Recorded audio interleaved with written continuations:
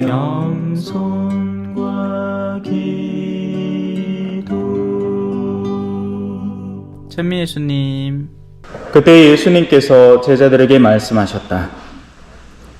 예루살렘이 적군에게 포위된 것을 보거든 그곳이 황폐해질 때가 가까이 왔음을 알아라.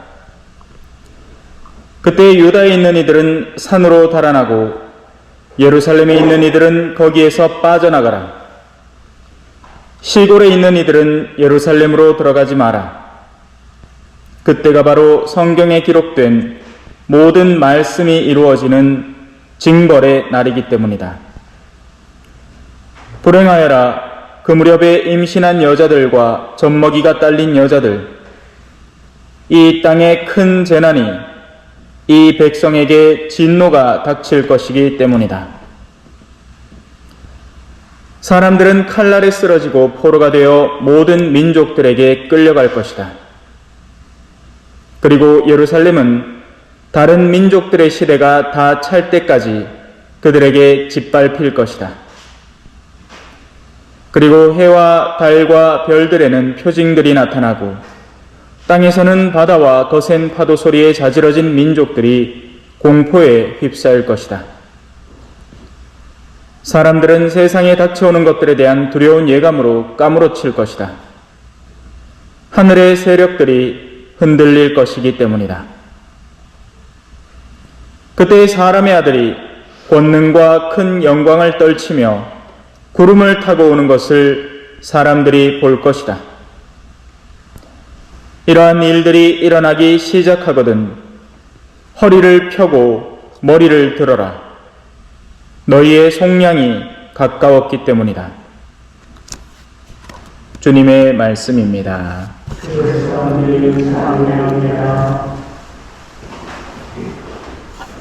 찬미 예수님. 한 주간 잘 지내셨어요? 네. 오늘 독서와 복음은 좀 어렵습니다. 그래서 마음을 좀 모아서 이 의미에 잘 집중을 해야 됩니다. 먼저 1독서안에서는 이 대바빌론이라는 어떤 영역이 나옵니다. 그건 원래는 찬란하고 드높아져야 할 영역인데 그곳이 온갖 마귀들의 거처가 되고 더러운 영들의 소굴, 더러운 새들의 소굴, 더럽고 미움받는 온갖 짐승들의 소굴이 되고 말았다고 이야기를 합니다. 그러면서 우리에게 그것을 경고해 주고 있죠. 조심하라고. 자, 일단 이렇게 하고 넘어갑시다. 성경은 비유로 가득 차 있는 책입니다. 그래서 그 비유를 제대로 이해하지 않으면 엉뚱하게 이해를 합니다. 예를 들어서 피를 먹지 말라 성경에 나오죠. 그걸 그냥 고지고대로 받아들이기 시작한 이들이 바로 여호와의 증인이라든지 그런 사람들 수혈도 안 하고 아가 죽어가는데도 엄마가 자기 피도 안 주고 다른 사람의 피도 수혈 못 받게 하는 통에 죽는 사건들이 일어나는 겁니다. 왜냐하면 성경을 그냥 말씀 그대로만 그게 일종의 무지함이죠. 성경이 본질적으로 의도하는 바를 이해하지 못하고 말씀 그대로만 지키려고 하니까. 다른 우리 삶에서 예를 하나 들어드릴까요? 주일을 거룩히 지내라는 계명이 있죠. 네, 알죠? 그러면 주일을 어떻게 하는 게 거룩히 지내는 겁니까? 라고 물으면 사람들은 통상적으로 이렇게 얘기를 합니다. 미사 안 빠지는 거야. 맞죠? 그러는 통에 어떤 일들이 벌어지느냐? 자리에서 일어나지도 못할 정도로 아픈 어르신이 그날 끙끙 앓는다고 주일에 미사를 못 나왔습니다. 그러고 나선 다음 주에 와서 뭘 해요? 성사를 봐요. 죄라고 생각하니까 그게 죄입니까?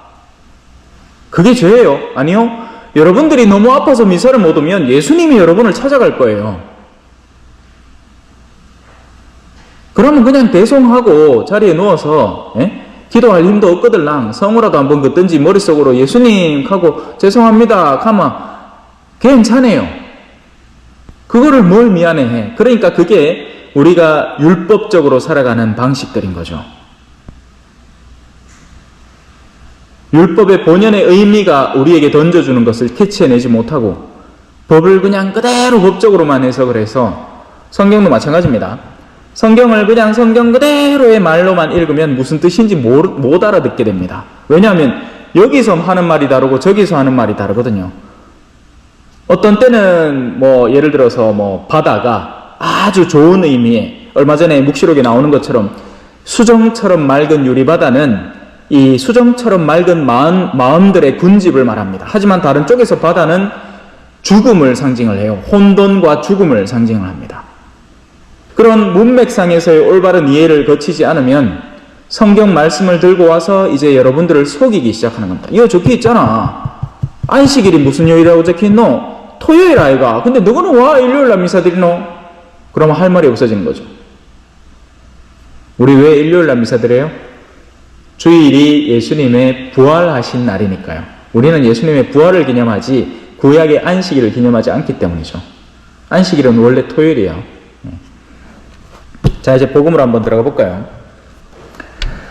예루살렘이라는 곳은 전통적으로 하느님이 머무시는 공간으로 간주되는 곳입니다. 그렇기 때문에 우리가 오늘날의 말로 바꾼다면 예루살렘은 우리가 하느님을 만나러 가는 곳, 성당이 될 수 있는 거예요. 자, 근데 문제는 그 예루살렘이 적군에게 포위된 것을 보거든. 그럼 누가 적이냐는 겁니다. 뭐 성당에 누가 막 쳐들어와요? 예? 관공서 직원들이 막 와가지고 막 압력딱지 붙이고 막 그럽니까? 뭐 하려고 그래요? 이거 까갈 게 뭐 있다고? 까가라, 막. 예? 고물 청소하고 좋구만. 예? 저 막 창고에 쌓인 책하고 막 찌끄레기들 막 쎄삐 있잖아요. 아무도 그들도 보지도 안 하는 거, 있는 줄도 모르는 거. 내 인자 뭐 있나 하고 찾아보면, 아, 맞다 하는 그런 것들. 예? 적군에게 포위된다는 것은 영적인 포위를 말하는 겁니다. 예루살렘은 원래 하느님의 말씀을 간직하고 말씀을 선포하는 곳으로 만들어져야 되는데 그곳이 온갖 잡다한 생각을 가진 사람들로 인해서 둘러싸여서 아무것도 못하는 상태가 포위된 거잖아요. 맞죠? 원래 군사들이 작전을 수행을 하고 왼쪽으로 가라 하면 왼쪽으로 가고 오른쪽으로 가라 하면 오른쪽으로 가야 되는데 다른 적들에게 둘러싸이면 어떻게 됩니까? 생존밖에 못하잖아요. 지금 우리 교회의 모습 아닙니까? 그냥 남아있는 자원 깎아 먹으면서 그냥 있는 신자들이나 다독거려가면서 생존만 하는 겁니다. 생존만. 살아남기 위해서 애를 쓰는 거죠. 어떻게든 이 제도를 유지해서 나의 마지막 순간의 편안함을 유지하기 위해서. 그게 포위된 예루살렘의 상태라는 겁니다. 이해가 되셨죠? 그곳이 황폐해질 때가 가까웠음을 알아라. 그렇게 되면 그 교회는 새로운 물이 들어오지 않는, 살아있지 않은 교회가 되기 때문에 죽은 세포가 되는 겁니다. 여러분, 암세포가 왜 위험한지 압니까? 암세포는요, 죽지 않는 세포예요. 그 말은 이기적인 세포란 말입니다. 자기 안으로 모든 양분을 끌어들여서 자기는 성장하는데 다른 세포와의 유대관계가 전혀 없고 자기만 혼자 계속 성장하고 있는 상태. 그러니 결국 몸을 죽여버리죠. 그게 암세포예요. 암세포는 어찌 보면 연구 대상입니다. 왜 안 죽는지 신기해, 그죠? 그래서 제거 말고는 수단이 없고 실컷 잘라내도 다른 곳에 훅 퍼지죠. 우리 모두가 갖고 있어요. 신기한 건 발현이 안 된다는 거죠. 그냥 생겨났다가 사라졌다가를 반복하고 있는 겁니다. 근데 그게 멈추는 사람들이 있죠. 그러면 이제 그게 커져버립니다. 더할 나위 없이. 그때 유다에 있는 이들은 산으로 달아나고, 산이라는 곳은 전통적으로 예수님께서 기도하시는 곳, 하느님을 만나기 위해서 오르시는 곳, 예수님께서 변모하신 장소, 하느님 가장 가까이에 머무를 수 있는 지상적인 차원의 장소를 상징적으로 드러내는 겁니다. 그래서 예루살렘이 그렇게 되는 것을 보거든 너희는 높은 곳으로 달아나라는 겁니다. 또한 열정적인 기도와 하느님과의 관계 속에서 머무를 수 있어라. 쓸데없이 밑을 향해서 내다보면서 엉뚱한 일에 사로잡히고 그리로 돌아올 생각을 하지 말란 얘기죠. 예루살렘에 있던 이들은 거기에서 빠져나가라. 그 예루살렘의 부귀 영화에 사로잡혀서 이런 공소보다는 초전 본당이 낫고, 본당보다는 그래도 성주 본당이 낫고, 성주 본당보다는 대구 시내 본당이 낫고, 뭐가 낫다는 거죠? 규모가 크고 재정 차원이 좋고 신자들 중에 여러 연령대가 있으니까 이 사목하기 재밌고 놀 신자도 많고, 그런 쪽으로 마음이 가 있는 겁니다. 실제로 여러분. 본당도 급이 있어요. A급, B급, C급 있습니다. 규모와 재정 규모에 따라서 A급, B급, C급인 거예요. 그래서 젊은 신부들은 A급 가기 힘듭니다. A급 가면 보좌도 있고 하니까 원하면 뭐 편안하게 사목생활 할 수 있는 거죠. 초전은 한 하등급쯤 되겠다. 그래도 신자 수는 그렇게 많지는 않은데 이상하게 재정은 그래도 버텨내주고 있는 거예요. 그러니까 뭐 딴 본당 같은 게 예를 들어서 제 동기 신부 있는 본당만 하더라도 사무장이 없어요. 수임님도 없고. 근데 우리는 재정이 되니까 희한하죠.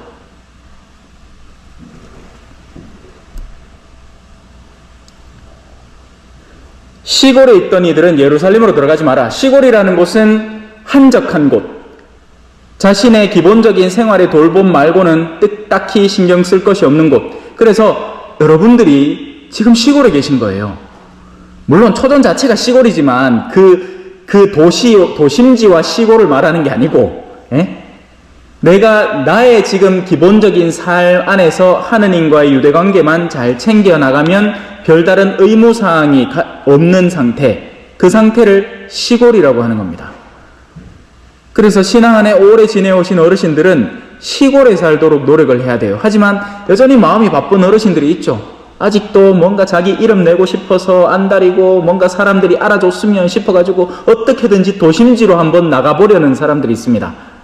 조심하라는 얘기예요. 그렇게 나갔다가 마음을 빼앗겨서 거기 휘말려서 마음이 휘청휘청거리다가 산통 다 깨진단 말입니다. 하느님과 유대관계를 철두철미하게 맺어가면서 안정되고 바람직한 신앙의 단계들을 밟아나갈 기회를 상실해버린다는 거죠. 시골은 그게 가능한데. 누가 여러분들 뭐 크게 괴롭히는 거 없잖아요. 그죠? 뭐 끽 해봐야 그냥 뭐 머리나 하러 잠깐 요즘 미용실이나 가고 뭐 아니면 뭐 이나 좀 고치러 성주나 가고 그러면 되지 뭐 딴 거 할 게 있나. 그죠? 자식들이 알아서 와갖고 뭐 제때 그냥 챙기가 들러다 봐주면 그걸로 그냥 고마운 기고 섭섭해 할 것도 없고 안 오면 뭐 저거 바쁘겠지 하고 차 아프고 뭐 오마 고맙고. 그게 시골의 내면의 상태입니다. 놓치지 마시라고요. 그 아름다움을.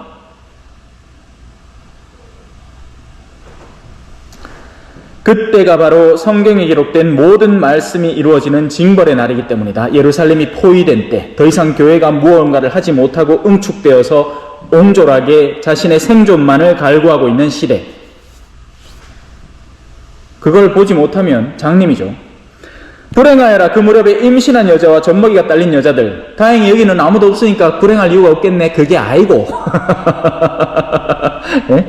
이 나이에 신부님 제가 알을 낳겠습니까? 그게 아니고 임신했다는 것은 돌보아야 하는 책무를 가진 대상이 존재하는 사람이라는 말입니다. 누구예요? 저예요. 사목적 현장 속에서 신자들을 성실하게 먹이고 내 태 안에 보관해서 거기에서 온전한 사람이 되어서 자기 활동을 할 수 있을 정도로 키워야 하는 대상을 가진 사람들. 그리고 행여 여러분들 가운데 만약에 여러분들이 뭐 예를 들어 여기 공소회장님이다. 그러면 공소의 팀을 맡고 있는 겁니다. 뭐 그럼 뭘 맡아요? 무슨 이장처럼 무슨 뭐 관리 행정직이에요? 아니란 말이에요. 여러분들의 신앙을 돌보기 위해서 공소회장을 도맡고 있는 거죠. 이것도 총회장님도 계시네. 총회장님은 초전성당이라는 신자 공동체의 여러 가지 유익을, 영적 유익을 도모하는 데 힘을 보태기 위한 직분이라는 말입니다. 그 사람들이 임신하고 젖먹이가 딸린 사람들이에요. 이해되셨지요? 어렵습니까? 안 어렵지요. 자, 이 땅에 큰 재난이 이 백성에게 진노가 닥칠 것이기 때문이다. 사람들은 칼날에 쓰러지고, 칼날이라는 것은 세상이 가진 힘들이 사람들을 넘어뜨린다는 겁니다. 신앙생활 열심히 하다가도 심심해서 저 사람들 뭐하노? 컨테이너 안에 맨날 모여갖고 뭐 재밌는 거 하는 모양이네 하고 두루번두루번 하다가 어디 그 어물개 화투판 한번 끼어들었다가 나중에 보니 가게가 넘어가고 있어. 노름비지 그냥 해갖고 내가 근데 언제든지 멈출 수 있었던 거예요. 하지만 금방 딸 것 같은 거예요. 금방 딸 것 같은 겁니다. 그러니까 여 빌리고 저 돈 빌리고 여 대출 받고 해갖고 좀 막 쏟아 넣었다가 텅 털리고 나니까 야반도 줘야 되잖아. 그런 일이 생겨난다 아닙니까? 예? 그게 칼날에 쓰러지는 사람들입니다. 우리의 작은 호기심과 우리의 작은 욕심과 탐욕이 우리를 어마어마한 재난 상황으로 끌어넣는다는 거예요. 어르신들도 보이스피싱 조심하시고, 뭐 팔러 오는 사람들, 건강식품 팔러 오고 의료기기 팔러 오는 사람들 조심하세요. 공연히 그것 때문에 말년에 마음을 엄청 써야 할 수도 있습니다. 좀에 더 건강해 보겠다고, 좀에 더 편안해 보겠다고 잠깐 쥐었던 것이 그 뒤에 어마어마한 재난의 구렁텅이를 끌고 들어올지 누가 압니까? 그렇게 예루살렘은 다른 민족들의 시대, 이제 우리 이 가톨릭 교회가 부흥했던 한국의 시기가 이제 저물어 가고 다른 교회들이 이제 힘을 막 발휘하고 있죠. 그런 다른 민족들의 시기가 또 도래하는 겁니다. 그때까지 계속 우리는 짓밟히는 거예요. 요즘 언론들은 심심하거든요. 이제 코로나 뉴스도 다 끝났지. 정치권은 맨날 싸우니까 이제 사람들한테 별다른 자극도 못 주지. 이제 남은 거 뭐겠어요? 종교에 독을 눈에 불을 켜고 쳐다보는 겁니다. 뭐 사건 하나 없나? 그동안 조용하던 천주교에 무슨 사건 하나 안 터지나? 그러면 그거 대서특별해 가지고 또 사람들의 관심과 이목을 끌어올 수 있을 건데 그러고 있는 겁니다. 이럴 때일수록 사제들이 정신 차려야 되겠죠?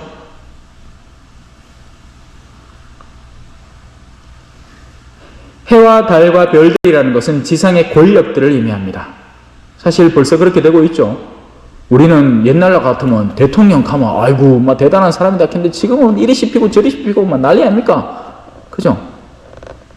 장직을 맡고 있는 사람들이 옛날에는 선생님 가면 다들 아이고 선생님 하고 막 우리 좀 잘 부탁드립니다 막 때리서라도 좀 잘 키워주이소 하던 선생님을 이제 선생님이 아들한테 뭔 소리 했다고 선생님을 갖다 꼰질러 보고 고발해 보지 않습니까? 본당 주임도 마찬가지예요. 예, 옛날에는 주임 신부님 가면 막 아이고 한데 지금은 뒤에서 막 다 뒷담화하고 난립니다. 예. 해와 달과 별들에는 표징들이 그렇게 나타나는 겁니다. 빛이 껌뻑껌뻑 하는 거죠. 마치 우리 형광등 껌뻑, 지금 제 방에 형광등이 그렇거든요. 뭐가 잘못됐는지 또 키가 평소에는 가만히 있다가 저녁 때쯤 되면 껌뻑껌뻑 다시 껐다 켜고 이러면 또 다시 돌아와요. 땅에서는 하늘이라는 곳은 우리 신앙인들이 신앙생활을 하는 영역을 하늘이라고 표현하는 겁니다. 영적인 영역. 땅이라는 것은 우리가 흔히 뉴스에서 접하는 수많은 기사들을 말하죠. 지진 났다는 기사, 인도네시아에 지진 나왔고 몇백 명 죽었다 하지요. 이태원에 사건 터져갖고 백몇십 명 죽었지요. 또 뭐 조만간에 뭐 나고 전쟁 나왔고 누가 죽고 테러 나가 누가 죽고 미국에는 무슨 월마트에서 뭐 또 총 쏴가지고 총기 난사 사건으로 몇 명 죽고 땅에서는 바다와 거센 파도 소리가 바로 그런 잡다한 우리를 불안케 하는 소리, 자지러진 민족들이 공포에 휩싸일 것이다. 사람들은 세상에 닥쳐오는 것들에 대한 두려운 예감, 그 두려운 예감의 가장 뒤에는 뭐가 서 있겠습니까? 죽음입니다. 죽으니까 무섭죠.